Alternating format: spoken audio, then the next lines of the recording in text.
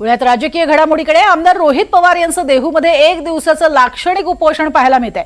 आदर्श तुकोबांच्या शेतकऱ्यांच्या कर्जमुक्तीचा दाखला देत हे उपोषण केलं जातंय। आमदार रोहित पवार देहूमध्ये 1 दिवसाचं लाक्षणिक उपोषण करतायत। जगद्गुरू संत तुकाराम महाराजांनी शेतकऱ्यांची कर्जमाफी केली होती। आता या सरकारला तुकोबांनी सद्बुद्धी द्यावी आणि शेतकऱ्यांची कर्जमाफी करावी या मागणीसाठी देहूतील मंदिरासमोर शरद पवार गटाचे आमदार रोहित पवार लाक्षणिक उपोषणाला बसलेले आहेत।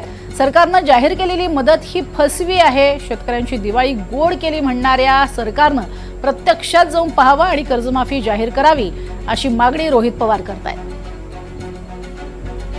या संदर्भात त्यांच्याशी बातचीत केली आमचे प्रतिनिधी सूरज कसबे यांनी।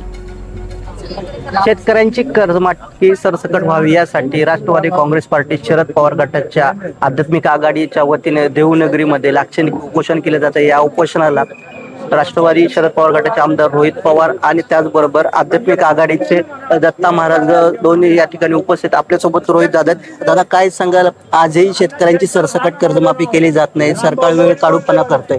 100% सरकार हे वेळकाळूपणा करते, कारण त्यांना एक अहंकार, त्यांना एक इलेक्शनच्या काळामध्ये त्यांनी लोकांना फसवलं, लोकांना सांगितलं की आम्ही कर्जमाफी करू, आम्ही शेतकऱ्याला मदत करू जर आम्ही सत्तेत आलो। तर तुम्ही सत्तेत आलेला आहात आणि सत्तेत आल्यानंतर आज शेतकरी अडचणीत असून सुद्धा तुम्ही कर्जमाफी करत नसता आणि तुम्ही सातत्याने हेच म्हणत आहात की योग्य वेळेस आम्ही कर्जमाफी करू।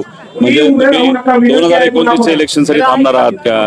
असं न थांबता लगेच कर्जमाफी जाहीर झाली पाहिजे असं आमच्या सगळ्यांची मागणी। त्याच्याचबरोबर ती मदत तुम्ही शेतकऱ्याला आता जाहीर केलेली ती फार कमी आहे। तुम्हाला 50,000 रुपये हेक्टरी मदत ही द्यावीच लागेल। त्याच्याचबरोबर जे फसवं पॅकेज शेतकऱ्यांच्या समोर तुम्ही दाखवत आहात, असं फसवगिरी न करता खरं काय तुम्ही शेतकऱ्यासाठी करणार आहात हे कुठेतरी सरकारने जाहीर केलं पाहिजे।